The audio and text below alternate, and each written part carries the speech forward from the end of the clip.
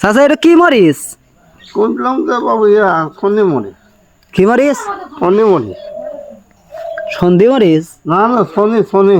সোয়ানি মরিচ? হ্যাঁ এই মরিচের নাম হলো সোয়ানি মরিচ বলে। আর ওটা কি গাছ? যেটা গাওয়াইতে হেন এটা হলো বাগুনের চারা। বাগুনের চারা। এটা কি বাগুন? তারপর কি বাগুন বেশি এটা ফেলে দিয়েছিলাম। তাহলে এটা এটা এই টাল দিয়া দিছে না? আরো আরো গাছ গাড়া নাকবো। এই ফাঁকে চাচা আম দিবেন না? না তাহলে কি খাবেন?